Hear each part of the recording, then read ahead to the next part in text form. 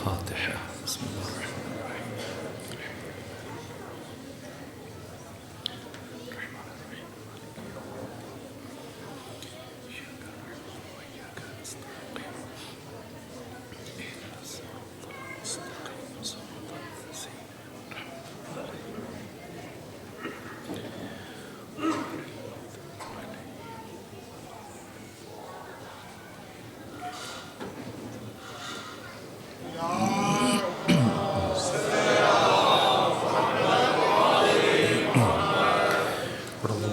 الشيطان الرجيم. بسم الله الرحمن الرحيم.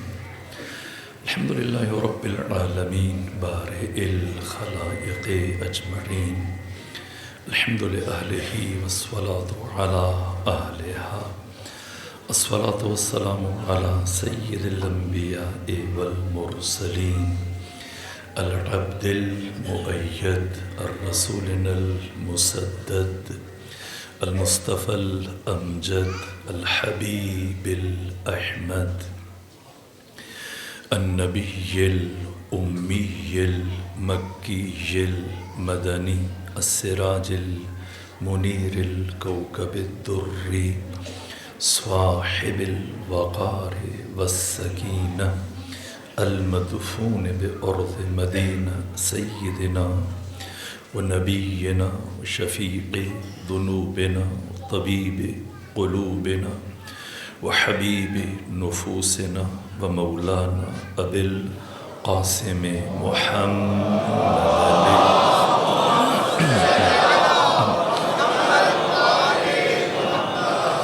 وأهل بيته الأطيبين الأطهرين الأنجبين المعصومين المظلومين ولعنة الله على أعدائهم ومنكري فضائلهم وغاصبي حقوقهم من يوم عداوتهم إلى الآن ومن الآن إلى قيام يوم الدين وبعد يوم الدين.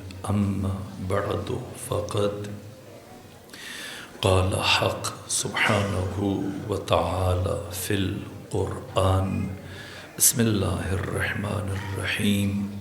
والشمس وضحاها والقمر إذا تلاها والنهار إذا جلاها والليل إذا يغشاها والسماء وما بناها والأرض وما طحاها ونفس وما سواها فألهمها فجورها وتقواها. قد أفلح من زكاها وقد خاب من دساها. كذبت ثمود بطغواها إذ انبعث أشقاها فقال لهم رسول الله ناقة الله وسقياها فكذبوه فعقروها فدمدم عليهم ربهم بذنبهم فسواها ولا يخاف عقباها. صلوات بھیجیے خاندان فاطمہ.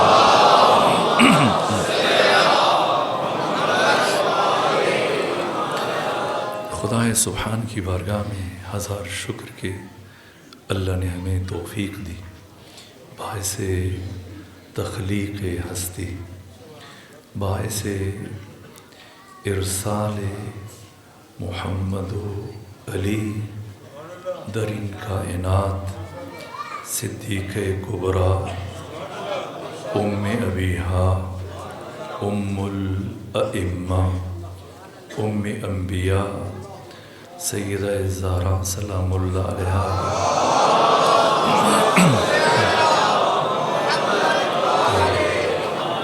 ایام شہادت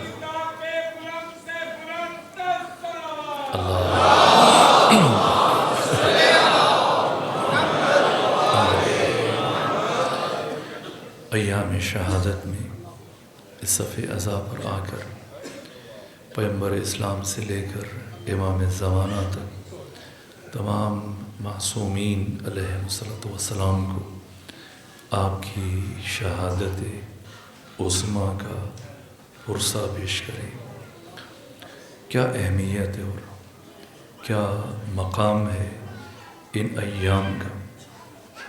سال بھر جو مجالس ہوتی ہیں بجائے خود ان کا اجر، ثواب، پاداش، اہمیت اپنے مقام پر محفوظ ہے، لیکن ایام فاطمیہ میں ان مجالس میں شرکت کرنا بچوں کے ہمراہ، خواتین کے ہمراہ، بزرگان کا، بیماروں کا آرام، مصروفیات چھوڑ کر صف عزا پہ آنا خود اعلان ہے کہ صدیقہ کبریٰ سلام اللہ علیہ کو میں حق پر سمجھتا ہوں۔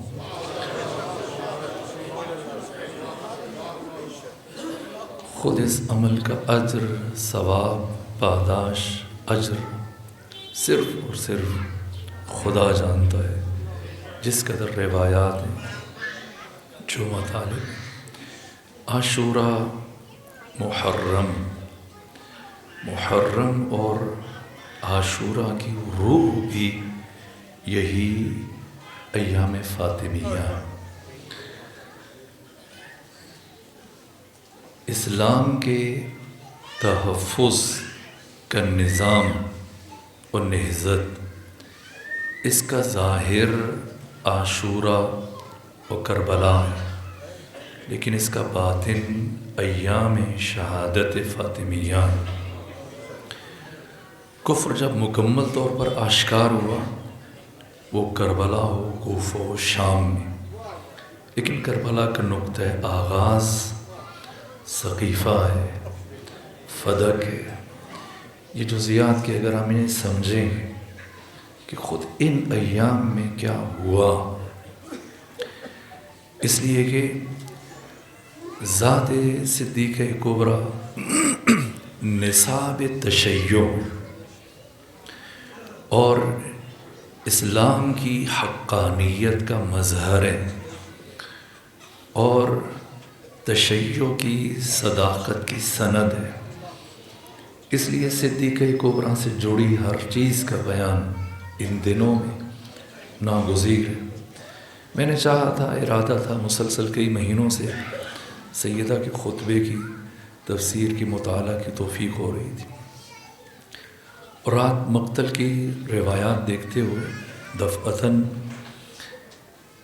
جیسی ایک روایت پہ نگاہ پڑی کہ جب صدیقہ کبریٰ کے وجود مقدس پر دروازہ گرایا گیا، اور جس لمحے جناب فضا آپ کی کمک کے لیے بڑھی، اس لمحے سیدہ کی زبان پر سورہ مبارکہ شمس کی آخری آیات تھی۔ تو میں نے چاہا کہ خود ہم اس خطبے تک پہنچیں، لیکن انہی آیات سے ہوتے ہوئے، اس لیے کہ خود کربلا اور ان ایام کی روح ایک، اور ان ایام کو اسی شان و شوکت سے منانا چاہیے جس طرح ہم ایام محرم میں عزاداری کرتے ہیں۔ ایام عزا، ایام محرم کہ جب ہم بنو امیہ کے مظالم ذکر کرتے ہیں اور بات یزید تک پہنچتی، لیکن خود ابھی جب اس سورہ کی آخری 4 آیتوں، 15ویں کو چھوڑ کر 11ویں سے 14ویں آیت کی تفسیر کا بیان ہو، تو ہم ان نکات کی طرف متوجہ ہو پائیں گے کہ اصل مجرم دین کے، اسلام کے، انسانیت کے، حقوق بشر کے کون ہے۔ بات صرف یزید تک نہیں، یزید ایک آلہ کار۔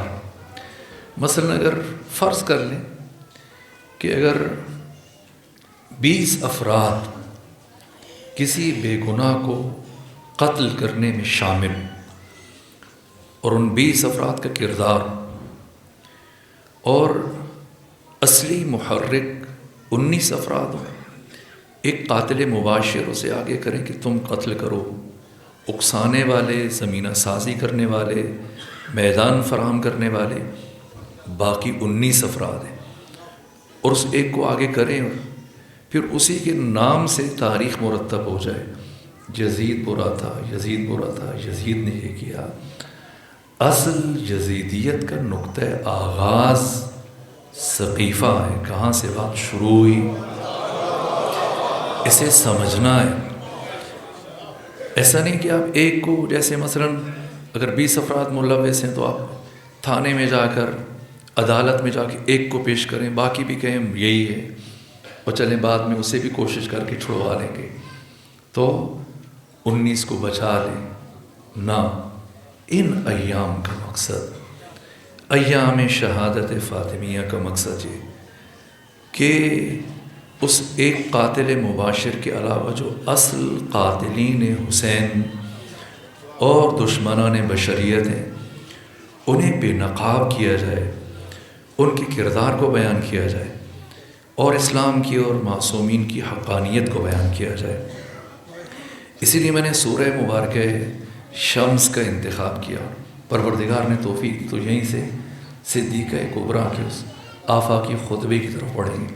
ابتدائی مرحلے میں رک کر اس سورہ کا مفہوم اور ترجمہ بچوں کے لیے، جوانوں کے لیے. سورہ مبارکہ شمس قرآن حکیم کا 91 نمبر سورہ ہے. مصحف کی ترتیب کے اعتبار سے اور ترتیب نزولی کے اعتبار سے جس ترتیب سے قرآن نازل ہوا، یہ قرآن مجید کا 26واں سورہ ہے. 15 آیتوں پر مشتمل ہے. 15 میں سے پہلی 7 آیات میں اللہ نے مسلسل 11 قسموں کا استعمال کیا. قرآن مجید کے 70 سورتوں کے آغاز میں اللہ نے 118 قسمیں استعمال کی، اور سورہ مبارکہ شمس قرآن کا واحد سورہ ہے جس میں اللہ نے قرآن کی سب سے زیادہ قسمیں استعمال کی. اور پھر اتنی قسمیں اٹھانے کے بعد پروردگار نے صرف ایک بات کی. یہ سورہ جان ہے پورے قرآن کا، اور اس ایک بات کو حق تعالی نے اس سورہ کا اور ان ساری قسموں کا محور قرار دیا. اور اس کے بعد پھر اگلی 4 آیتوں میں 8,500 سالہ انسانی تاریخ میں جو 21 تمدن اور تہذیبیں اور کلچر اور ثقافتیں آئیں، ان میں سے ایک تہذیب کی مثال پیش کی جو اپنے زمانے کی انتہائی متمدن، مہذب اور مثقف قوم سمجھی جاتی تھی، ناقابل تسخیر. ان 4 آیتوں میں اس قوم کا عمل، کردار، انجام اور ان کی ہلاکت کو بیان کیا. اور پھر آخری آیت میں، 15ویں آیت میں پروردگار نے عقل بشر کو، ضمیر انسان کو مخاطب قرار دیا اور فرمایا وَلَا يَخَافُ عُقْبَاهَا. جس انجام سے میں نے قوم ثمود کو دوچار کیا، دنیا کی کسی قوم و تہذیب کو اس انجام سے دوچار کرتے ہوئے خدا کو کسی کا خوف نہیں، ڈر نہیں، باک نہیں. قوم شعیب پر پروردگار نے آگ کا عذاب بھیجا. کیوں آگ کا عذاب بھیجا؟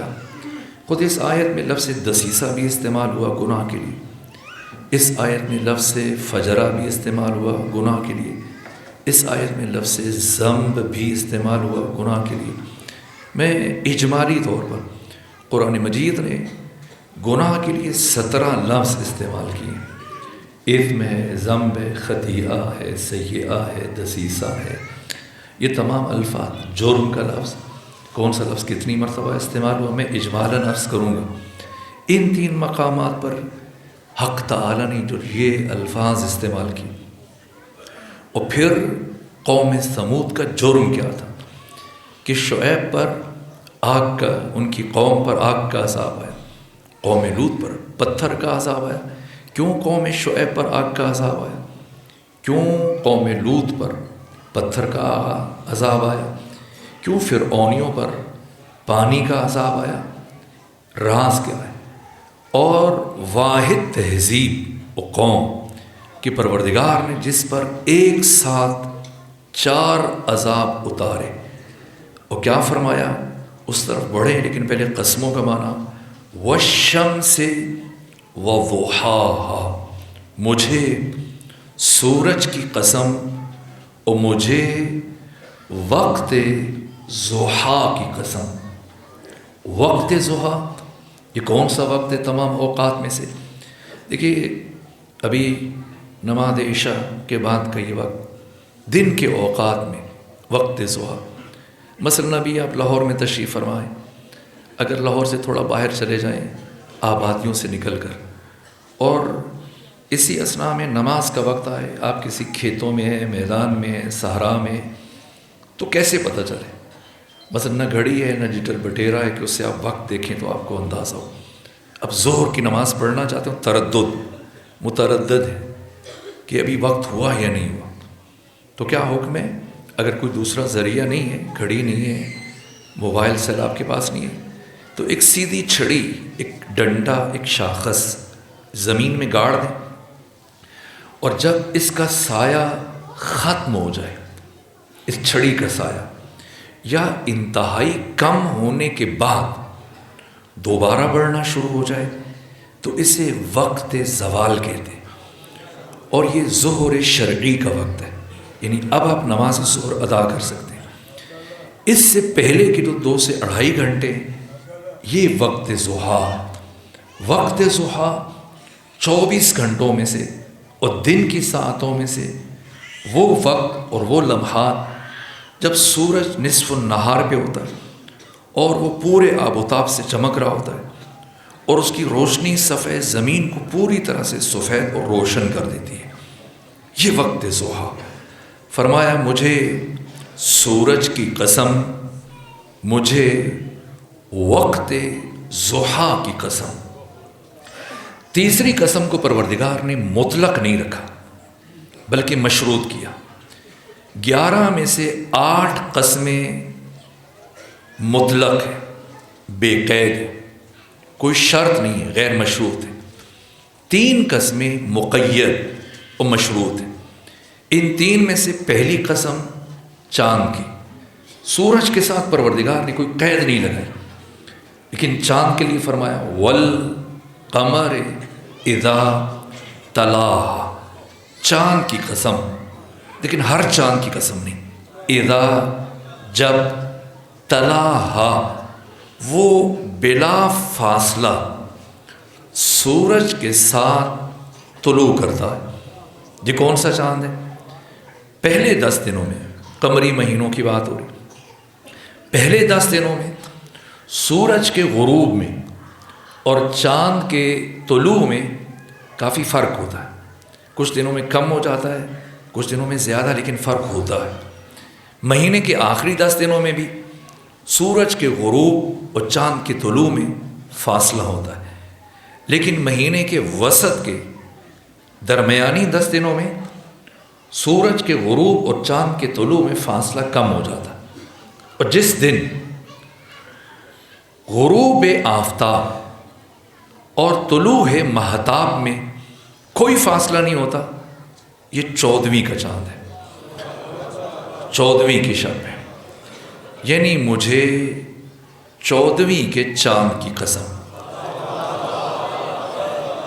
والشمس وضحاها والقمر اذا تلاہا والنہار، اسے بھی پروردگار نے مطلق نہیں رکھا، یہ 4تھی قسم ہے، اور مشروط قسموں میں سے دوسری، والنہار اذا جلاہا، دن کی قسم جب وہ پوری طرح سے متجلی ہو جائے، دن کی ان خاص لمحوں کی قسم جب دن پوری آب و تاب سے ظاہر ہوتا ہے اور سورج صفحہ زمین کو مکمل طور پر اپنے حصار میں لے لیتا ہے۔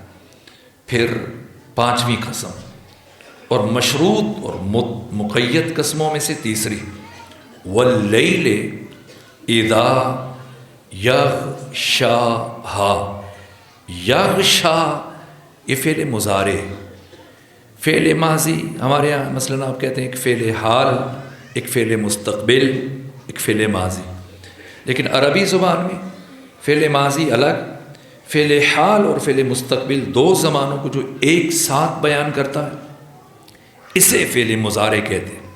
مثلا ضربا وہ مارتا ہے نا، ضربا اس نے مارا، یضربو فعل مضارع کیا معنی؟ وہ مارتا ہے یا مارے گا، نصرا اس نے مدد کی، ینصرو وہ مدد کرتا ہے یا مدد کرے گا۔ یہ حال مستقبل دونوں کو بیان کرتا ہے۔ اب اگر آپ اس کو حال کے ساتھ خاص کرنا چاہیں تو لام مفتوحہ لگائیں گے، اگر مستقبل کے ساتھ خاص کرنا چاہیں تو سین یا سوفہ لگائیں گے۔ سیضربو اب حال کا معنی نہیں کر سکتے، اب کہیں گے ان قریب وہ مارے گا۔ تھوڑا اور فاصلہ بتانا چاہتے ہیں کہیں سوف یضربو کچھ وقت کے بعد وہ مارے گا۔ تو ساری قسموں میں اللہ نے صرف ایک قسم کے ساتھ مستقبل کی بات کی، فعل مضارع کو استعمال کیا۔ واللیل رات کی قسم، کب؟ اذا جب، یغشاہا وہ چھا جائے گی، اس کی تاریکی چھا جائے گی۔ والسماء وما بناہا آسمان کی قسم اور اس کی عمدہ بناوٹ کی قسم، اس کے حسن صنعت کی قسم۔ بعض قرآن کا ترجمہ کرنے والوں نے اس کا معنی کیا آسمان کی قسم اور اس کے بنانے والے کی قسم، لیکن یہاں پروردگار نے من نہیں کہا، ما کہا ہے۔ ذوی العقول کے لیے، عقلاء کے لیے جب ملائکہ کی بات ہو، جنوں کی بات ہو، انسانوں کی بات ہو تو اب من استعمال ہوگا۔ غیر ذوی العقول کے لیے جو عقل نہیں رکھتے، باقی تمام موجودات خواہ وہ جمادات ہیں، نباتات ہیں، حیوانات ہیں، ان کے لیے لفظ ما استعمال ہوگا۔ تو معنی یہ نہیں کریں گے کہ آسمان کی قسم اور اس کی قسم جس نے اسے بنایا، نہیں، آسمان کی قسم اور اس کے بنائے جانے کی قسم، اس کے حسن صنعت کی قسم، اس کی عمدہ بناوٹ کی قسم۔ والارض وما طحاہا زمین کی قسم اور زمین کے بچھائے جانے کی قسم۔ اللہ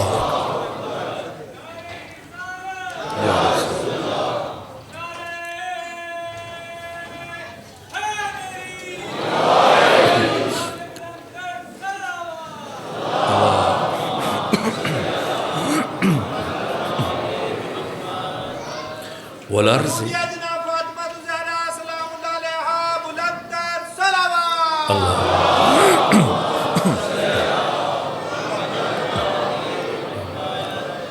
والارض وما طحاہا زمین کی قسم اور اس کے بچھائے جانے کی قسم۔ پھر 7ویں آیت میں پروردگار نے 10ویں اور 11ویں قسم اٹھائی، وَنَفْسٍ وَمَا سَوَّاهَا نفس انسانی کی قسم، اس کے توازن، اعتدال اور تسویہ کی قسم۔ اور پھر 8ویں آیت میں حق تعالی نے اس آخری قسم کی ماہیت اور کیفیت کو بیان کیا، فرمایا فَأَلْهَمَهَا فُجُورَهَا وَتَقْوَاهَا ہم نے اس نفس انسانی میں الہام کیا۔ یہ جو پروردگار آخری قسمیں اٹھا رہے ہیں، وَنَفْسٍ وَمَا سَوَّاهَا، اب اس نفس کی 10ویں قسم کی وضاحت ہو رہی۔ فَأَلْهَمَهَا تو اس نے الہام کیا، فجورہا فجور کو، اب گناہ کے لیے جو 17 الفاظ استعمال ہوتے ہیں ان میں ایک فجرہ، فاجر کو جو آپ فاجر کہتے ہیں، ہر گناہ کا مرتکب فاجر نہیں کہا جاتا۔ ذنب ایک خاص گناہ کو بیان کرتا ہے، اثم خاص گناہ کو بیان کرتا ہے، جرم سے مراد خاص گناہ ہے، خطیئہ الگ گناہ ہے، سیئہ یہ عربی کی بلاغت الگ گناہ ہے، دسیسہ الگ گناہ ہے۔ فجر وہ گناہ جن کی وجہ سے انسان کی عزت برباد ہو جاتی ہے، جو آپ دعائے کمیل میں پڑھتے ہیں اللہم، یہ مولا متقیان نے جو سکھایا، اور اس کی تفسیر پھر امام چہاروں نے بیان کی، اللہم اغفر لی الذنوب التی تحبس الدعاء، پروردگار میرے وہ گناہ بخش دے جن کی وجہ سے دعائیں قبول نہیں ہوتی۔ 8 عوامل ہیں مولا متقیان نے جو بیان فرمایا کہ ان 8 وجوہات کی بنا پر جب کسی نے سوال کیا کہ امیر المومنین ہماری دعائیں مانگتے قبول نہیں ہوتی، تو حضرت نے عدم استجابت دعا کے 8 عوامل ذکر کی۔ تو کون سے گناہ ہیں کہ جن کی وجہ سے انسان کی دعائیں قبول نہیں ہوتی؟ اللہم اغفر لی الذنوب التی تحبس الدعاء، اللہ پروردگار میرے وہ گناہ بخش دے جن کی وجہ سے دعائیں محبوس ہو جاتی ہیں۔ تحبس و حبس، آپ کہتے ہیں نا فلاں حبس سے بے جا میں رکھا، یعنی پھر بارگاہ سے باہر نہیں جاتی، مسجد سے باہر نہیں نکلتی آواز، ملک سے ملکوت تک رسائی نہیں ہوتی، یہیں پر وہ آواز گم ہو جاتی ہے۔ تحبس الدعاء، اللہم اغفر لی الذنوب التی تنزل البلاء، پروردگار میرے وہ گناہ بخش دے جن کی وجہ سے بلائیں نازل ہوتی ہیں۔ اللہم، دیکھیں کچھ لوگوں کو ہم دیکھتے ہیں کبھی شاید ہم خود بھی نا امید ہو جاتے ہیں، مایوس ہو جاتے ہیں۔ کب انسان مایوس ہوتا ہے؟ یہ امام چہاروں نے بیان کیا اور مولا متقیان بیان فرما رہے ہیں۔ شب جمعہ کو تاکید ہے جو دعا ہم پڑھیں، اللہم اغفر لی الذنوب التی تقطع الرجاء، پروردگار میرے وہ گناہ بخش دے جن کی وجہ سے امیدیں ٹوٹ جاتی ہیں۔ اللہم اغفر لی الذنوب التی تغیر النعم، پروردگار میرے وہ گناہ بخش دے جن کی وجہ سے نعمتیں بدل جاتی۔ اللہم اغفر لی الذنوب التی تنزل النقم، مصیبتیں نازل ہوتی۔ اور اللہ وہ گناہ کہ جن کی وجہ سے عزتیں برباد ہو جاتی۔ تحت کل عصم، اللہم اغفر لی الذنوب التی تحت کل عصم، پروردگار میرے وہ گناہ بخش دے جن کی وجہ سے عزتیں تار تار ہو جاتی۔ یہ اس طرف اشارہ کیا جا رہا ہے کہ انسان علناً جب گناہ کرتا ہے، مرحلہ فجور میں آ جاتا ہے۔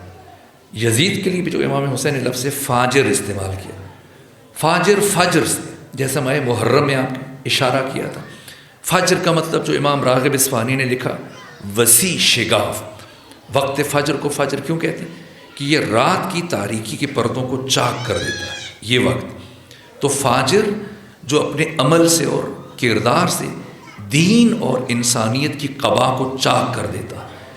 تو پروردگار نے یعنی یہ شدت گناہ کو بیان کیا کہ ہم نے اس نفس انسانی میں الہام کیا، کس کو؟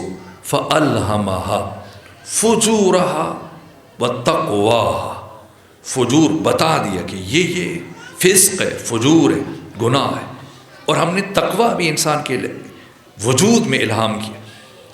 ممکن ہے کہ انسان نہ کبھی مکتب میں گیا، نہ مدرسے میں گیا، نہ یونیورسٹی میں گیا، نہ معلم کے پاس گیا، نہ استاد کے پاس گیا، نہ کسی درسگاہ میں گیا، نہ کسی محفل میں، مجلس میں، درس میں، کہیں نہیں گیا، نہ خاندان، کسی ویرانے میں اسی طرح آبادیوں سے دور اس کی پرورش۔ اس کے باوجود زندگی میں جب بھی وہ کوئی برا کام کرنے لگتا ہے، گناہ کرنے لگتا ہے، تو فوراً اس کے دل کی دھڑکن غیر معتدل ہو جاتی ہے اور دھڑکن تیز ہو جاتی ہے۔ کیوں؟ دل دھک دھک کرتا ہے، ایک سائرن اور الارم، خود خطرے کی گھنٹی انسان کی وجود میں بجتی۔ کس نے اسے بتایا کہ غلط کام کرنے لگے؟ یہ اس کی فطرت میں، اس کی تخلیق کے مراحل میں حق تعالی نے الہام کیا، رکھ دیا۔ اچھائی کو بھی سمجھتا ہے، برائی کو بھی سمجھتا ہے، اچھائی اور برائی کو سمجھنے کے لیے کسی استاد کی اور مکتب اور مدرسے کی ضرورت نہیں. خدا کہتے ہیں ہم نے الہام کیا. فَأَلْهَمَهَا فُجُورَهَا وَتَقْوَاهَا. اور پھر نویں آیت عجیب ہے جس کے اوپر اللہ نے سب سے زیادہ قسمیں اٹھائی، جو اس پوری سورہ کا محور ہے اور یہ سورہ پورے قرآن کی جان ہے. نویں آیت میں پروردگار نے وہ ایک بات کی. مجھے بہت عجیب لگتا ہے کہ خود جب میں سوچتا ہوں کہ 9 عدد ہے صدیق کبریٰ کا، اور آپ کے اسماء گرامی القاب 350 ہیں، لیکن آپ کے اسماء گرامی 9 ہیں. 9 میں سے ایک اسم مبارک زکیہ. اور سورہ شمس میں خدا کیا فرما رہے ہیں؟ قد افلح من زکاہا. یہ حرف قد جب فعل مضارع، ابھی عرض کیا نا فعل مضارع، جب فعل مضارع پر آتا ہے تو تقلیل کا معنی دیتا ہے. کبھی کبھی قد یضرب وہ کبھی کبھی مارتا ہے، قد ینصر وہ کبھی کبھی مدد کرتا ہے، قد یکتب وہ کبھی کبھی لکھتا ہے، قد یقرأ وہ کبھی کبھی پڑھتا ہے. یہ عربی. یہی حرف قد اگر مضارع کے بجائے ماضی پر آ جائے، فعل ماضی پر، اب تحقیق کا معنی دیتا ہے، بتحقیق. تو اب فرمایا قد افلح من زکاہا. کامیاب ہو گیا وہ جس نے خود کا تزکیہ کر لیا. زکا یزکی، تزکیہ، زکوٰۃ، یہ سب ایک خاندان کے الفاظ ہیں. اس کا مطلب جو قرآن کے ترجمہ کرنے والوں نے لکھا ہے طہارت، پاکی، لیکن یہ التزامی معنی ہے. اصل میں جو لغت کی بڑی کتابوں میں اس کا معنی کیا گیا پستی سے بلندی کی طرف سفر، سفر کمال. انسان 2 طرح کے سفر کرتا ہے اپنی زندگی میں، ایک افق میں، ایک عمود میں. ایک ہے حرکت افقی، ایک ہے حرکت عمودی. جو افق میں سفر کرے اسے کہتے ہیں ترقی، ارتقاء. اور اگر انسان عمود میں سفر کرے اسے کہتے ہیں کمال، تکامل. یہ بات شاید پہلے عرض کی، لیکن چونکہ خود پوری سورہ کی روح اور استدلال کی اساس ہے اس لیے یہ جملہ عرض کر کے آگے بڑھو کہ ترقی اور کمال. ان ترقی کا انسان کی انسانیت سے کوئی تعلق نہیں. ترقی کرے پھر بھی انسان ہے، ترقی نہ کرے پھر بھی انسان ہے. لیکن اگر کوئی خلق ہوا اور سفر کمال کا آغاز نہ کیا اور بے کمال رہ گیا، حیوان پیدا ہوا، حیوان زندگی گزاری، حیوان مر جائے گا، جب قیامت کے دن اٹھے گا تو حیوانی شکل میں اٹھایا جائے گا. یہ جملہ جو میں نے عرض کیا صاحب تفسیر المیزان علامہ محمد حسین طباطبائی، یہ اتنی اہمیت کا حامل جملہ ہے. سینکڑوں قرآنی آیات سے مستفاد اسارہ، سلالہ اور نچوڑ ہے آیات قرآن کا. وہ یہ کہ ہم انسان پیدا نہیں ہوئے بلکہ ہم انسان بننے کے لیے پیدا ہوئے. اور اب ایک جملے میں اگر فرق بتاؤں کہ ہم کون ہیں، آل محمد کون ہیں، تو اللہ نے ہمیں انسانوں کو، ہم سب کو انسان بننے کے لیے بھیجا. ان 14 کو ہمیں انسان بنانے کے لیے بھیجا.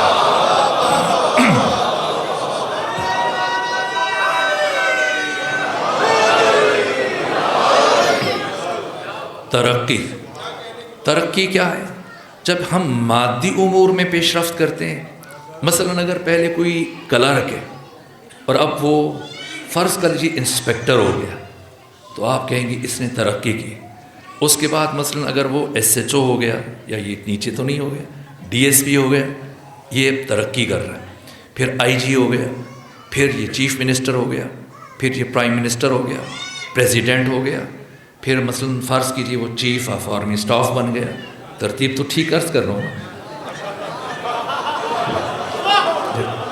یہ ترقی ہے. یہ ترقی ہے۔ مثلا پہلے اگر کسی کے پاس مختصر بینک بیلنس تھا، اب وہ بڑھ گیا ہے، یہ ترقی کر رہا ہے۔ عہدے میں جب پیش رفت ہو رہی ہے، یہ ترقی ہے۔ مال میں، سونے چاندی کی مقدار میں اور درہم و دینار کی مقدار میں، یہ سب ترقی کا انسان کی انسانیت سے تعلق نہیں۔ جو غار میں زندگی گزار رہا ہے وہ بھی انسان ہے، جو بڑے بڑے گھروں میں زندگیاں گزار رہا ہے وہ بھی انسان ہے، جو پیدل سفر کر رہا ہے وہ بھی انسان ہے، جو بڑی بڑی گاڑیوں میں سفر کر رہا ہے وہ بھی انسان ہے۔ ان میں سے کسی چیز کا انسان کی انسانیت سے کوئی تعلق نہیں۔ نہ 1,24,000 انبیاء میں سے کوئی نبی انسانوں کو مترقی بنانے کے لیے، نہ انبیاء کو خدا نے ارتقاء بشر کے لیے نہیں بھیجا، انسانوں کو مترقی بنانے کے لیے نہیں بھیجا۔ فلسفہ ارسال رسول اور فلسفہ انزال کتب حصول کمال حرکت عمودی، جب پستی سے بلندی کی طرف انسان سفر کرتا ہے، یہ کمال کب حاصل ہوتا ہے؟ جب انسان کے علم میں، معرفت میں، بصیرت میں، آگاہی میں، شعور میں، صفات حسنہ میں، اخلاق پسندیدہ میں، صبر میں، استقامت میں، حیا میں، عفت میں، عدالت میں، شجاعت میں، ان کمالات میں جب جیسے جیسے اضافہ ہوتا ہے، یہ کمال ہے۔ اللہ نے ہمیں کمال کے حصول کے لیے خلق کیا، اور کمال کا نقطہ آغاز طہارت ہے، پاکی۔ اس لیے جو ترجمہ کرنے والے قرآن کے مفسرین، انہوں نے اس کا معنی کامیاب ہو گیا وہ جس نے خود کو پاک کر لیا، چونکہ کمال کا سفر طہارت کے بغیر شروع نہیں ہو سکتا، اس لیے یہ معنی کیا گیا۔ لیکن طہارت کا نقطہ آغاز نہ وضو ہے، نہ غسل ہے، نہ تیمم ہے کہ ہم وضو کریں گے تو پاکی کا آغاز ہو گیا، غسل کریں گے، تیمم کریں گے، نہ۔ طہارت کا نقطہ آغاز لقمہ حلال سے ہوتا ہے، لقمہ حلال۔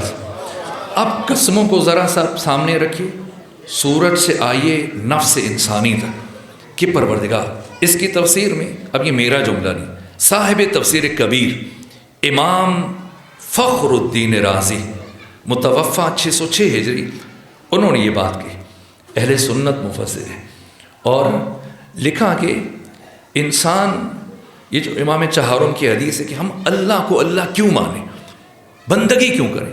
خدا کہتا رہے کہ میری عبادت کرو، میری پرستش کرو، میری اطاعت کرو، میری بندگی کرو، ہم کیوں کریں؟ خدا کا کہنا ہمارے لیے کیوں حجت ہے؟ جب امام چہارم سے پوچھا گیا فرزند حسین بتائیں اللہ الہ کیوں ہے، اللہ معبود کیوں ہے، اللہ کی اطاعت اور بندگی اور پرستش بندوں پر کیوں واجب ہے، انسانوں پر؟ فرمایا 2 وجوہات کی بنا پر۔ پہلی وجہ، اللہ انسانوں کا خالق ہے، اور دوسری وجہ، اللہ انسانوں کا رب ہے۔ اگر اللہ صرف ہمارا خالق ہوتا اور رب کوئی اور ہوتا تب بھی اللہ کی بندگی واجب نہیں تھی، اور اگر خالق کوئی اور ہوتا، امام چہارم، امام سجاد فرما رہے اللہ صرف ہمارا رب ہوتا تب بھی خدا کی بندگی واجب نہیں تھی۔ کیوں واجب ہے؟ خالق بھی ہے، رب بھی ہے۔ پہلے اس نے ہمیں عدم سے وجود دیا، نہیں سے ہے بنایا، پھر خلقت وجود سے آراستہ کرنے کے بعد ہمیں ہمارے حال پر نہیں چھوڑا، ہماری ربوبیت کی۔ جیسے جناب موسیٰ نے آپ کے جملے کو قرآن نے ذکر کیا سورہ طٰہٰ کی آیت نمبر 50 میں، کہ جناب موسیٰ نے گفتگو میں کہا ربنا الذی اعطی کل شیء خلقہ ثم ہدی، میرا رب وہ ہے کہ جس نے ہر چیز کو خلق کیا اور خلق کرنے کے بعد اس کی ہدایت، ربوبیت کی۔ تو پروردگار نے کس طرح سے خلق کیا؟ تخلیق انسان، میں آپ کے شہر میں بالتفصیل اس موضوع پہ بات کر چکا ہوں۔ اور اس کے بعد ربوبیت، کیسے ربوبیت کی؟ شکم مادر میں انسان، تو اس کی خوراک کا انتظام کیا، دنیا میں آیا۔ یہ امام فخر الدین رازی نے لکھا تفسیر کبیر میں، جب دنیا میں آیا انسان، بعد میں آیا دنیا میں شکم مادر سے، اس کی خوراک کا انتظام پروردگار نے پہلے کر دیا، اور پھر اس خوراک میں پروردگار نے تدریج رکھی۔ ظاہر ہے پہلے مرحلے میں تو روٹی نہیں کھا سکتا، اخروٹ اور بادام اگر کھلا دیا تو وہ تو اس کا آخری دن ہو جائے گا۔ تدریجاً بڑھ رہا ہے، تو جیسے جیسے نمو ہے، نشو ہے، بڑھوتری کے مراحل طے ہو رہے ہیں، ویسے ویسے اب خوراک میں تغیر و تبدل ہو رہا ہے، اور اب شیر مادر سے اگلے مراحل میں رفتہ رفتہ یہ گندم اور جوار اور اناج کی طرف بڑھتا ہے۔ اس اناج کی تیاری میں ان قسموں کا ذرا ربط محسوس کرنے کے لیے جملہ عرض کر کے آگے بڑھوں۔ اس اناج کی تیاری میں ربوبیت پروردگار کیسے دنیا میں آیا، شیر مادر سے شروع کیا، پھر بات اناج تک پہنچی ہے تاکہ یہ رشد کرے، تعالی کرے۔ تو اب اس کی زندگی کی بقا کے لیے رزق چاہیے۔ رزق کے اہتمام میں پروردگار نے اسے کہا اس زمین کو کھودو، اور کھودنے کے بعد اناج کا بیج اس کے اندر چھپاؤ، اور پھر مٹی کو مسطح کر دو اور چھوڑ دو۔ اب تمہارا کام ختم ہو گیا، میرا کام شروع ہو گیا۔ اب اس نے بیج چھپا دیا مٹی میں، اور گل سڑ جائے، خراب ہو جائے، سیاہ ہو جائے، فنا ہو جائے، لیکن نہیں، کچھ لمحوں کے بعد اور کچھ وقت کے بعد یہ بیج مٹی کے اندر ان تاریکیوں میں پھٹتا ہے، اور جب پھٹتا ہے تو اسی کے اندر سے، بیج کے اندر سے ایک کونپل نمودار ہوتی ہے، اور پھر وہ رشد اور نمو اور تعالی کے مراحل طے کرتے ہوئے اوپر بڑھتی ہے، اور بڑھتے ہوئے زمین کے اندر سفر کر رہی ہے۔ پھر ایک مرحلے میں پہنچ کر یہ اپنا سر باہر اٹھاتی ہے، اور ہم کہتے ہیں، خوش ہوتے ہیں، وہ جو پودا کاشت کیا تھا وہ اگ آیا۔ اب اس نے بڑھنا شروع کیا، تو جیسے ہی ہمیں دکھائی دیا تو ہم نے اسے پانی سے سینچنا شروع کر دیا، اور پھر ایک مرحلے میں اس پر اناج اگا، اور پھر ہوا میں اس میں بالندگی پیدا ہوئی، اور اس اناج کو سورج کی روشنی نے پکایا، چاند کی چاندنی میں اس سے خدا نے مٹھاس بھری، اور جب یہ گندم کا دانہ پک کے تیار ہو گیا تو بتائیں کیا اب ہمیں اسے کھانا شروع کر دیتے ہیں کاشک سے، چمچ سے؟ اب گندم کھائیں؟ نہیں، اب اسے پیسا جائے گا۔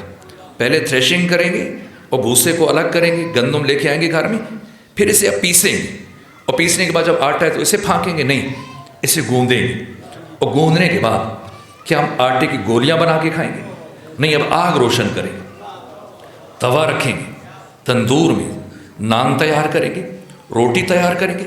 اب روٹی تیار ہوئی، دسترخوان لگا، روٹی ہمارے سامنے آئی، اب روٹی اور نان کا ٹکڑا ہم نے ہاتھ سے توڑا، اٹھا کے دہن تک لے کے جانے لگے، تو خدا نے فرمایا 11 قسمیں اٹھانے کے بعد انسان خیال کرنا، قد افلح من زکاہا، یہ لقمہ تم نے توڑا ہے، اسے توڑ کر دہن تک لے جانے سے پہلے اتنا سوچ لینا کہ میں نے اس ایک لقمے کی تیاری میں پورے نظام شمسی کو متحرک کر دیا۔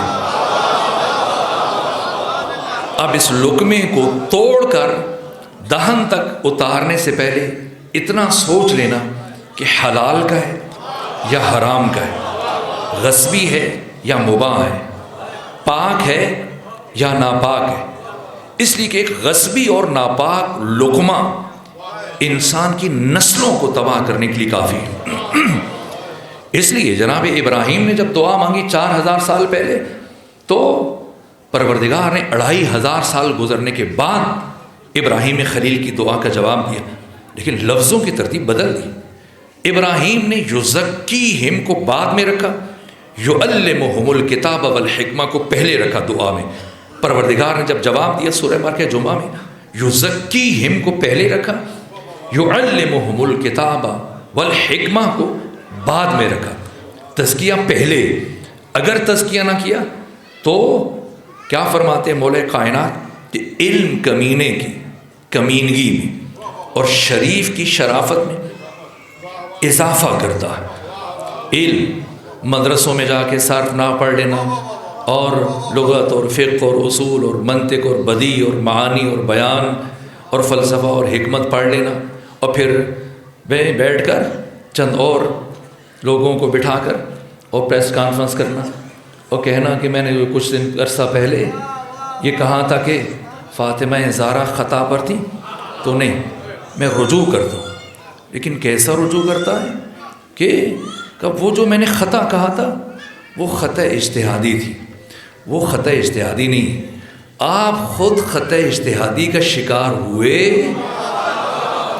آپ خود فنی خرابی کا شکار ہوئے اور پھر تشریف لائے اور پھر ایسی باتیں کر رہے ہیں۔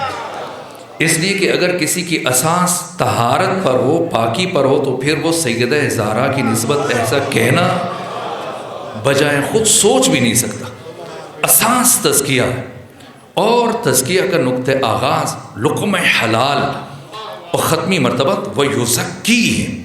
اس لیے جب آقا مکہ سے مدینہ تشریف لے کر گئے، میں سفر کیا، طوالت کے سبب سے ایسی کیفیت تھی کہ میں تھوڑی دقت سے بیان کر رہا ہوں، لیکن امید کر رہا ہوں کہ باتیں پہنچ رہی، تمہید استوار ہو جائے تو کل یہیں سے انشاءاللہ ہم آگے بڑھیں گے۔ ختمی مرتبہ جب مدینہ تشریف لے کر گئے، پہلے 7 مہینے ختمی مرتبہ انصار کے ہاں دعوت، ان کی خواہش ہوتی تھی کہ آپ ہمارے ہاں تشریف لائے تو دن کا کھانا ہمارے ہاں کا۔ تو پیغمبر اسلام ہر روز دن کا کھانا کسی نہ کسی انصار میں سے کسی نہ کسی صحابی کے گھر تناول فرماتے تھے۔ اور ایک دن ختمی مرتبت کے صحابی جن کا نام ہے زید بن حسام، انہوں نے پیغمبر کے لیے دعوت رکھی، پیغمبر نے قبول فرمائی، اور پیغمبر کے آنے کی خوشی میں آپ کے صحابی جناب زید بن حسام رضی اللہ تعالی عنہ اپنا گوسفند ذبح کیا، اور ذبح کرنے کے بعد اس کے گوشت کو انگاروں پہ بھونا، روسٹ کیا، بہت سجا کے پیغمبر کے سامنے رکھا جب آقا تشریف لائے، اور جیسی دسترخوان پر بیٹھے تو اب آپ اس سے پہلے کہ آپ اپنا ہاتھ اس گوسفند کے گوشت کی طرف بڑھائیں، زید کی طرف دیکھا، فرمایا زید اس گوسفند کو ذبح کس نے کیا؟ ذبح کس نے کیا؟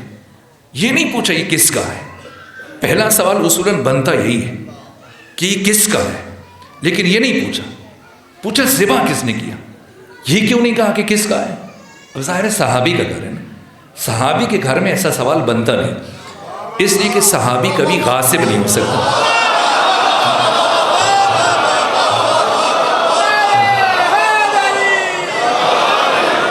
صحابی کبھی غاصب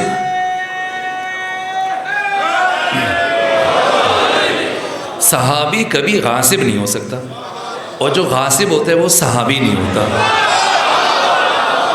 اس لیے یہ نہیں فرمایا کہ کس کا ہے، فرمایا اسے ذبح کس نے کیا۔ تو اب ان کے لہجے میں لکنت آئی، عرض کہ یا رسول اللہ میں ذبح کے احکام جانتا ہوں، لیکن کیونکہ رقیق القلب ہوں، نرم دل ہوں، اس لیے مجھے ہمت نہیں پڑتی کہ خود سے کسی جانور کو ذبح کروں، تو اس لیے میں اپنے ہمسائے کے پاس لے گیا۔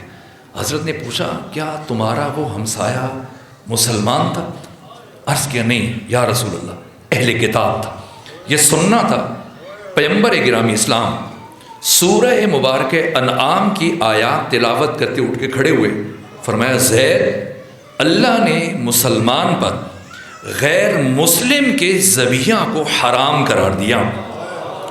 گھر صحابی کا، دسترخوان صحابی کا، گوسفند صحابی کا، پکانے والا صحابی، میزبان صحابی، صرف ذبح غیر مسلم نے کیا۔ پیغمبر اسلام اپنے صحابی کے گھر سے بھوکے اٹھ کے چلے گئے۔ مجھے نہیں معلوم کتنا پاک طاہر طیب دسترخوان ابو طالب عمران کا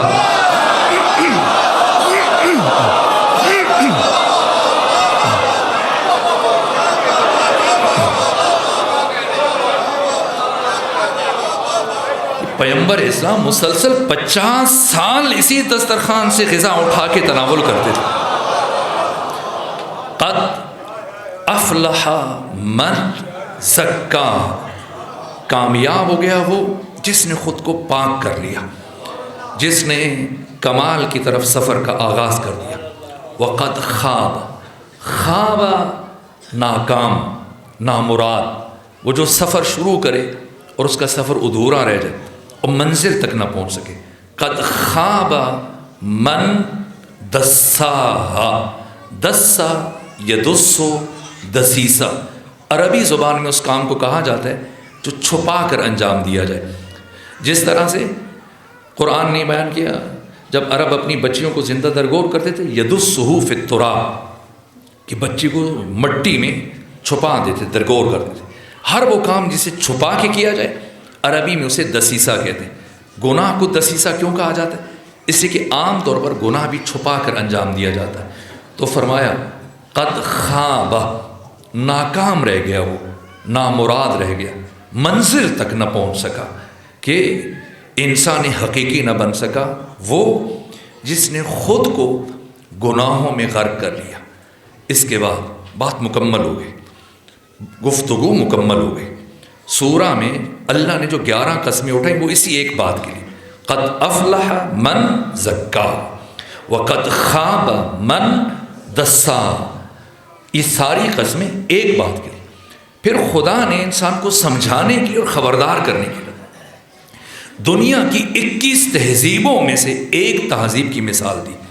کذبت ثمود بطغواہا، قوم سمود نے تکذیب کی. ایک ہوتا ہے جھوٹ بولنا، اسے کہتے ہیں کذب. جو بولے اسے کہتے ہیں کاذب.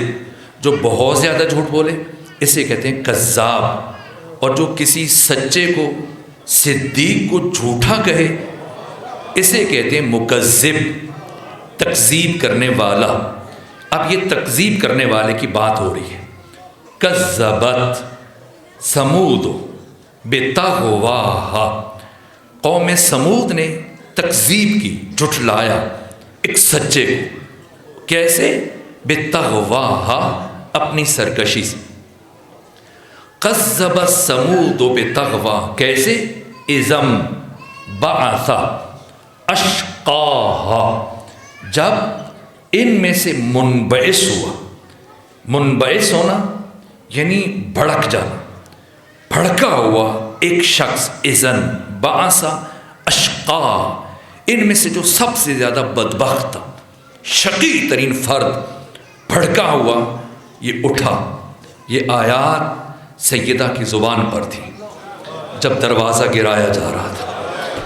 اذن بعث اشقاہا فقال لهم رسول اللہ، تو رسول نے ان کے لیے کہا ناقۃ اللہ، ناقہ خدا، وسقیاہا، اس کے گھاٹ کا، جو اس کے پانی پینے کے لیے الگ جگہ، اس کا جو مشرب قرار دیا، اس کا خیال رکھنا.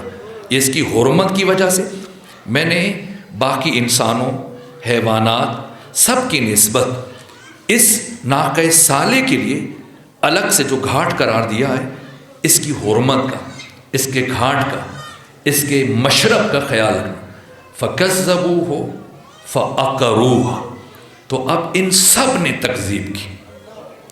میرا موضوع ان 5 ایام میں اور 5 مجالس میں وہ شہادت رسول سے شہادت بطول تک امت کے عوام اور خواص کا کردار.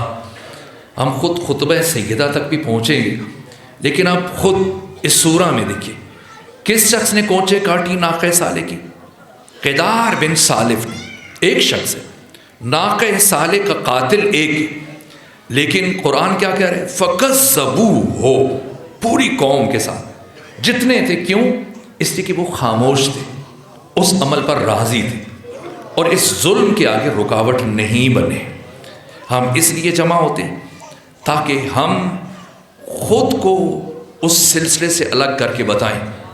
اگرچہ ہم گنہگار ہیں، لیکن ہمارا قاتلان فاطمہ زہرا کے ساتھ کوئی تعلق نہیں. ہم یہاں اظہار برات کے لیے جمع ہوتے ہیں، اپنے ضمیر کی آواز پر لبیک کہنے کے لیے جمع ہوتے ہیں.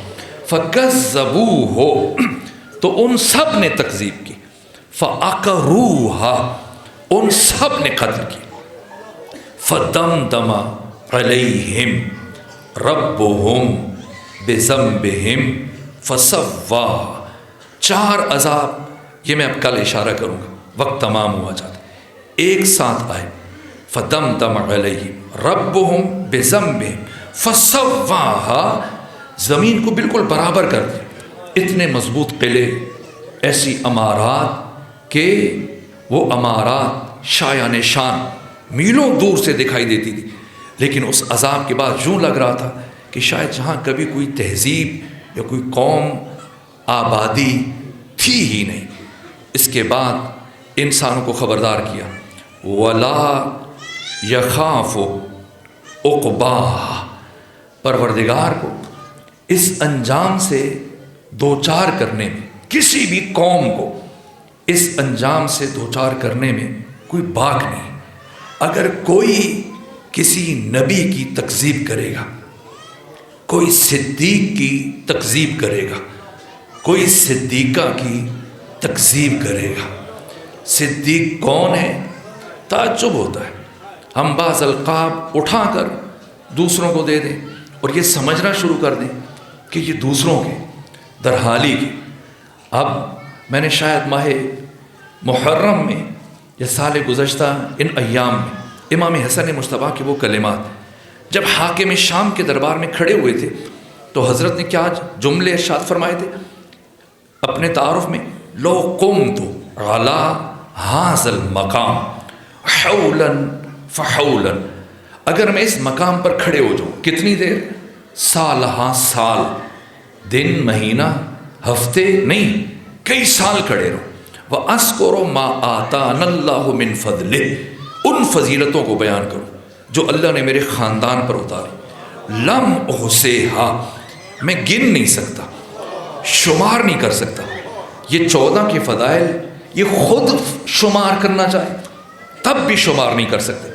اور امام سجاد جب یزید کے سامنے کھڑے ہوئے اور جب فرمایا یا یزید اذن لی حتی ان اسعد علی ھذہ الاواد، یزید اجازت دو کہ میں بھی لکڑیوں کے اس ڈھانچے پر کچھ دیر کے لیے کھڑے ہو جاؤں۔ وَأَذْكُرُ بِكَلِمَاتِ اللَّهِ، اور لوگوں کے سامنے کلمات خدا کی تلاوت کرو، اپنے ذکر کو کلمات خدا کا، فِيهِ رِضًا، جن میں خدا کی رضا، وَأَجْرًا لِلْحُزَّاءِ، حاضرین کے لیے اجر۔ اور جب یزید نے کہا نہیں وقت نہیں اور نماز کے لیے وقت کم بچا، لیکن حاضرین نے جب شور اٹھایا کہ ہم سننا چاہتے ہیں یہ قیدی کیا کہنا چاہتے ہیں، تو ان لامحدود فضائل کے سمندر میں سے صرف 6 فضائل بیان کی۔ 6 فرمایا اوتینا بست وفضلنا بسبع، اللہ نے ہمیں 6 چیزیں عطا کی، 7 فضیلتیں دیں۔ 6 چیزیں جو عطا کی، العلم والحلم والسماحہ والشجاعہ والفصاحہ والمحبت فی قلوب المومنین، اور جو 7 فضیلتیں بیان کی یزید کے دربار میں، کہا کہ احمد المختار منا، محمد مصطفیٰ ہم میں سے۔ دوسرا لفظ جو امام صادق نے، امام سجاد نے فرمایا والصدیق الاکبر منا، صدیق اکبر ہم میں سے ہے۔ صدیق اکبر علی ابن ابی طالب۔ ہاں اگر کوئی علی کے مقابلے میں آ جائے وہ کچھ بھی ہو سکتا ہے، وہ سچا نہیں ہو سکتا، چاہے وہ صدیق کے مقابلے میں آئے۔ علی صدیق اکبر ہے اور سیدہ صدیقہ کبریٰ ہے۔ جو صدیقہ کبریٰ کے مقابلے میں آئے اب وہ صدیقہ نہیں ہے، جو صدیق اکبر کے مقابلے میں آئے وہ صدیق نہیں ہو سکتا۔ وہ جنہیں رسول اسلام نے اپنی زبان سے صدیق اکبر کا، اے علی آپ اس امت کے صدیق اکبر، آپ اس امت کے فاروق اعظم ہیں، علی صدیق اکبر ہیں، یہ علی کے تعارفات میں سے۔ تو جو صدیق کی تکذیب کرے، جھوٹا کہے، تو پھر اس کے لیے یہی عذاب ہے۔ اور خدا خبردار کر رہے وَلَا يَخَافُ عُقْبَاهَا، کہ اگر کوئی یہ کام کرے، کسی صدیق یا صدیقہ جھٹلائے، تکذیب کرے۔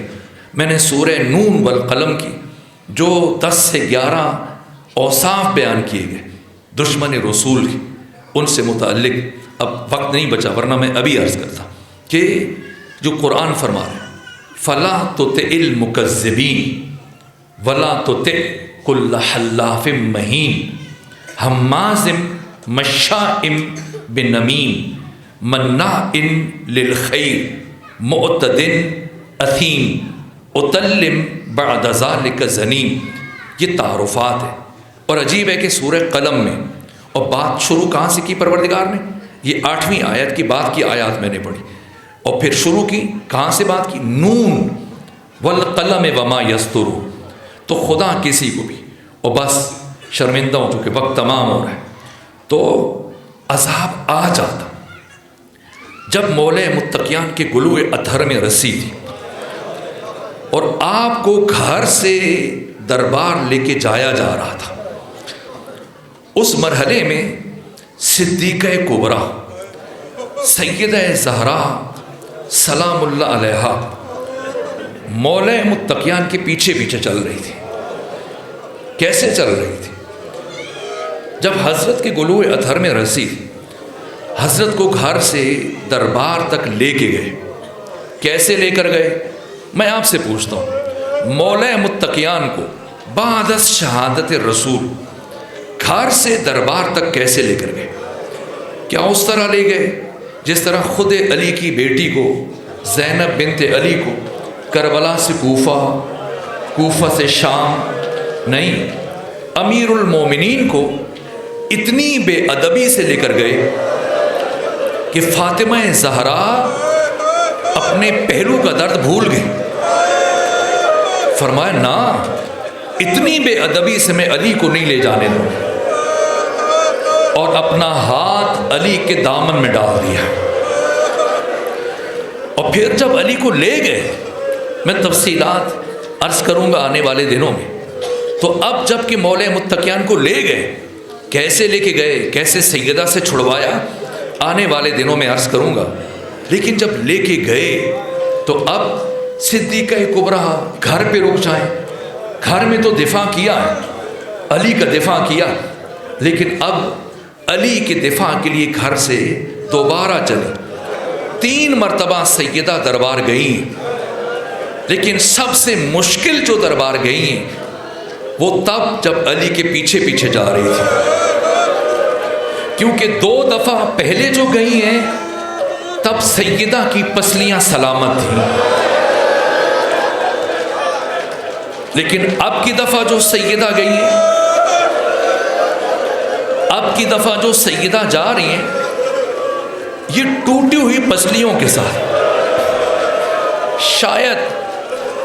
شاید بچے متوجہ نہ ہوئے، شاید جوان متوجہ نہ ہوئے کہ جب پسلیاں ٹوٹ جاتی ہیں تو پھر کیا ہوتا ہے. ایام فاطمیہ میں، قم میں، تہران میں، حسینیہ تہران میں، ہمارے استاد وہ مجلس سے خطاب فرما رہے تھے، استاد حسین انصاریان. انہوں نے سیدہ کے خطبے کی تفسیر بھی بیان کی. وہ مجلس پڑھ رہے تھے اور مصائب میں انہوں نے کچھ جملے پڑھے. آخری دن تھا، اور اس کے بعد پھر میزبان نے خواہش کی کہ ہم چاہتے ہیں کہ آج آپ ہمارے ساتھ نیاز تناول فرمائیں. تو کچھ جوان ہیں، ملنا چاہتے ہیں اور شکریہ بھی ادا کرنا چاہتے ہیں، اور کچھ سوالوں کے جواب بھی مل جائیں گے. تو وہ بیٹھ گئے اور گھنٹہ بھر بیٹھے ان کی باتوں کا جواب دیتے رہے. لیکن اس اثناء میں انہوں نے محسوس کیا کہ وہ جو حسینیہ تھا، بارگاہ، امام بارگاہ، اس کے گوشے میں برابر ایک شخص بیٹھا، زار زار رو رہا ہے، گریہ کر رہے. انہوں نے کھانا مکمل کیا، چلتے ہوئے اس مومن کے پاس پہنچے، اسے اٹھایا، کہا کہ آج میں نے بہت سارے مصائب پڑھے سیدہ کے، کون سا جملہ ہے اور کون سی مصیبت ہے جو تمہیں ابھی تک رلا رہا ہے؟ تو اس مومن نے کہا، آقا انصاریان، شاید آپ کو معلوم نہیں کہ میں یہاں تہران میں ہڈیوں کا ڈاکٹر ہوں، اور آج آپ نے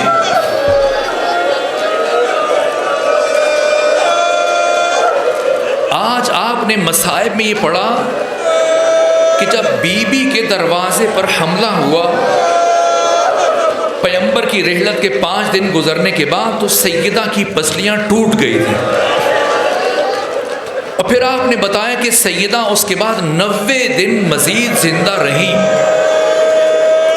تو میں جانتا ہوں کہ جب کسی انسان کی ایک پسلی ٹوٹ جائے اس کے لیے سانس لینا مشکل ہو جاتا ہے۔ تو میں یہ سوچ کر کے رو رہا ہوں کہ سیدہ مسلسل 90 دن ان ٹوٹی ہوئی پسلیوں کے ساتھ کیسے زندہ رہی۔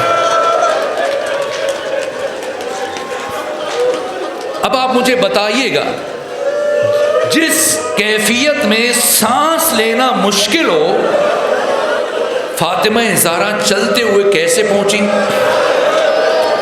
گھر سے دربار کیسے پہنچی؟ کبھی فضا کا سہارا لیتی ہے، کبھی دیوار کا سہارا لیتی ہے، کبھی تھک کر زمین پر بیٹھ جاتی ہے، پھر ہمت جمع کرتی ہے، اٹھتی ہے یا علی، پھر چل پڑتی ہے۔ فاطمہ زہرا کیوں جا رہی ہے؟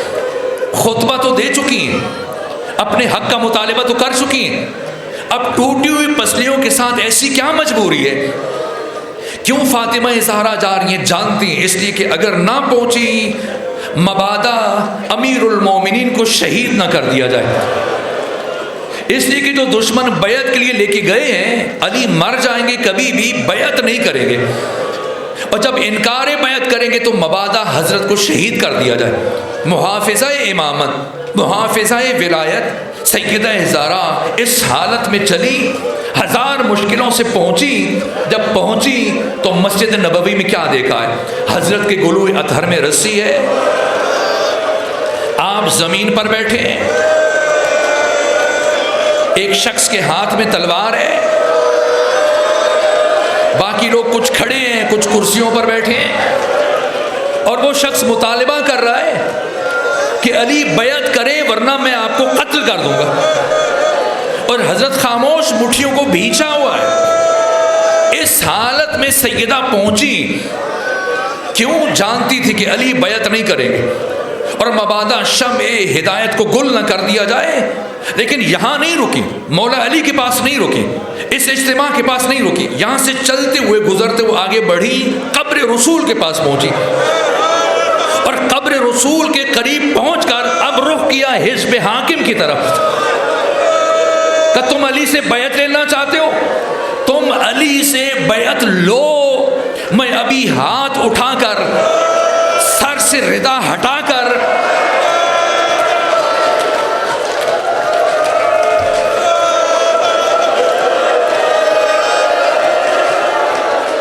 تمہارے خلاف بد دعا کروں۔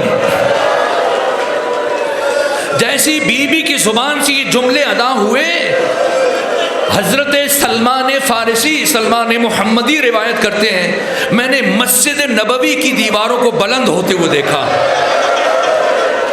اتنی بلند کہ ایک درمیانے قد کا آدمی ان کے نیچے سے گزر سکتا ہو۔ میں نے آثار عذاب کو مشاہدہ کیا، میں نے آثار قیامت کو مشاہدہ کیا۔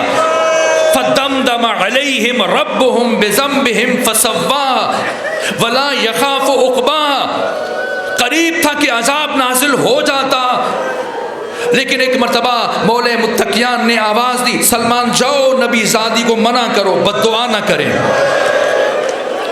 ایک مرتبہ جیسے امیر المومنین نے پیغام بھیجا، سیدہ کے اٹھے ہوئے ہاتھ نیچے آئے، پلٹ کر اس اجتماع کے پاس آئیں، کہا چونکہ ولی خدا کا حکم ہے، امیر المومنین کا حکم ہے، میرے ابن عم کا حکم ہے، اس لیے میں بد دعا تو نہیں کروں گی، لیکن تب تک یہاں سے نہیں جاؤں گی جب تک کہ تم مولا متقیان کو رہا نہیں کرو گے۔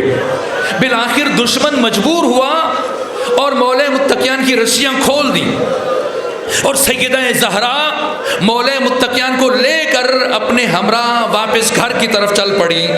بس میں آخری جملہ عرض کروں دست ادب جوڑ کر سیدہ کی بارگاہ میں عرض کروں گا، سیدہ آپ کے اوپر دروازہ گرایا گیا، سیدہ آپ کے دروازے کو آگ لگائی گئی، آپ کے گھر کی حرمت کو پائمال کیا گیا، سیدہ آپ کے رخسار اطہر پر تماچے مارے گئے، سیدہ آپ کے ہاتھوں پر تازیانے مارے گئے، سیدہ آپ کا محسن شہید ہو گیا، سیدہ آپ کی پسلیاں ٹوٹ گئیں، سیدہ بڑی مشکلوں سے چلتے ہوئے گھر سے دربار تک آئیں، لیکن اتنی مشکلوں کے بعد کم سے کم آپ اپنے زمانے کے ولی خدا کی زندگی کو بچانے میں کامیاب تو ہو گئی۔ میری لاکھ مرتبہ جان قربان آپ کی بیٹی زینب کبریٰ پر، جو مدینہ سے کربلا حسین کے ساتھ گئیں،